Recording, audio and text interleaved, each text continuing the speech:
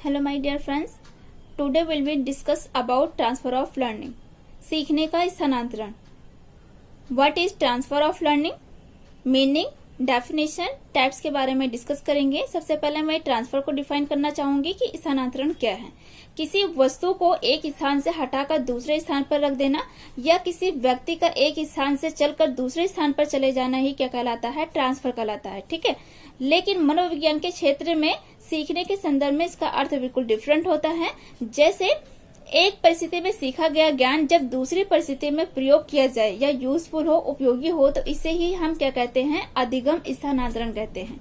माना ए और बी दो परिस्थितियां हैं. ए परिस्थिति में सीखा हुआ ज्ञान जब बी परिस्थिति में यूजफुल हो, उपयोगी हो, तो इसे ही हम क्या कहते हैं? सीखने का स्थानांतरण कहते हैं. राइट.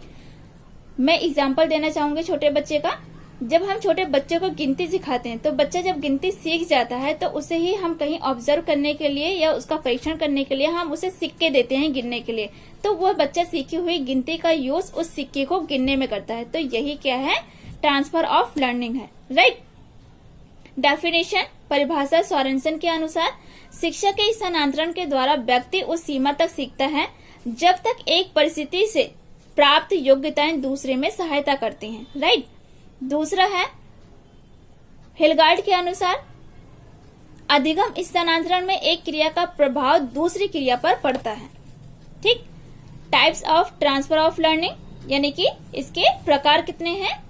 ये कितने प्रकार के होते हैं? तो ये 7 प्रकार के होते हैं. अक्सर अधिकतर आपको 3 ही देखने को मिलेंगे. मुख्यतः 3 ही होते हैं: धनात्मक, ऋणात्मक और शून्य.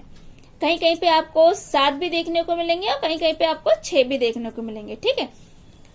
पहला है धनात्मक स्थानांतरण. जब किसी एक क्षेत्र में सीखा हुआ ज्ञान जब दूसरे क्षेत्र में भी सहायक होता है या उपयोगी होता है तो उसे ही हम क्या कहते हैं?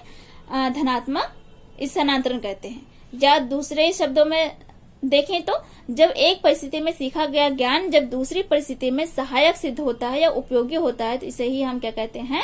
धनात्मक स्थानांतरण कहते हैं. राइट. जैसे साइकिल का ज्ञान मोटरसाइकिल चलाने में सहायक होता है. ठीक.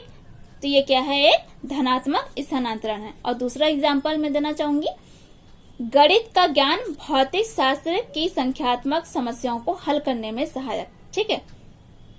क्योंकि जो गणित का जो सूत्र होता है, जैसे कि मैं त्रिकोणमिति को लेकर चलूंगी, गणित में त्रिकोणमिति का जो सूत्र होता है वो फिजिक्स में लंब कर्ण आधार निकालने के लिए यूज होता है. तो ये क्या है? एक धनात्मक स्थानांतरण होता है. ठीक है. दूसरा है ऋणात्मक स्थानांतरण, नेगेटिव ट्रांसफर. जब एक परिस्थिति में सीखा गया ज्ञान जब दूसरी परिस्थिति में बाधक उत्पन्न करता है तो इसे ही हम क्या कहते हैं? ऋणात्मक स्थानांतरण कहते हैं. ठीक है. जैसे भारत में जो ड्राइविंग होती है वो राइट हैंड साइड होती है, लेकिन अमेरिका में जो ड्राइविंग होती है वो लेफ्ट हैंड साइड होती है. यदि किसी भी भारतीय या किसी भी इंडियन ड्राइवर को यदि अमेरिका में ड्राइविंग करनी हो तो उसे कहीं ना कहीं दिक्कत का सामना करना पड़ता है. तो यह क्या है? एक ऋणात्मक स्थानांतरण है. ठीक है. तीसरा है शून्य स्थानांतरण, यानी कि जीरो ट्रांसफर. जब सीखने का स्थानांतरण ना तो धनात्मक हो और ना ही ऋणात्मक हो तो इसे ही हम क्या कहते हैं? शून्य स्थानांतरण कहते हैं. एग्जाम्पल, कबीर के दोहे को पढ़ने के बाद रहीम के दोहे को पढ़ना. यानी कि कबीर के दोहे को पढ़ने के बाद रहीम के दोहे को जब हम पढ़ते हैं तो उस पर कोई प्रभाव नहीं पड़ता है. या फिर दूसरा एग्जाम्पल, जब हम खाना बना रहे होते हैं तो हम कोई सॉन्ग सुनते हैं या कोई सॉन्ग सुनते हुए हम खाना बनाते हैं तो उस सॉन्ग का प्रभाव उस खाने पर नहीं पड़ता. तो ये भी एक क्या है? शून्य स्थानांतरण है. ठीक है. चौथा है क्षैतिज स्थानांतरण, यानी कि हॉरिजॉन्टल ट्रांसफर. जब किसी एक ही स्तर की कक्षा में किसी एक क्षेत्र में सीखा हुआ ज्ञान अथवा कौशल उसी कक्षा के दूसरे क्षेत्र में सीखे जाने वाले ज्ञान अथवा कौशल के सीखने में क्या होते हैं? सहायक होते हैं. तो इसे ही हम क्या कहते हैं? क्षैतिज स्थानांतरण कहते हैं. राइट. जैसे कक्षा 10 में सीखे हुए गणित के ज्ञान का उसी कक्षा के विज्ञान की संख्यात्मक समस्याओं को हल करने में सहायक होता है. यानी कि कक्षा 10 में गणित का जो ज्ञान है उसी कक्षा में विज्ञान में क्या हो? यूजफुल हो. तो इसे ही हम क्या कहते हैं? क्षैतिज स्थानांतरण. यानी उसी कक्षा के विषय का एक ज्ञान दूसरे विषय में यूजफुल हो. ठीक है, जैसे कि मैथ का किस में हो रहा था, साइंस में हो रहा है। ठीक, तो इसे ही हम क्या कहते हैं, क्षैतिज स्थानांतरण।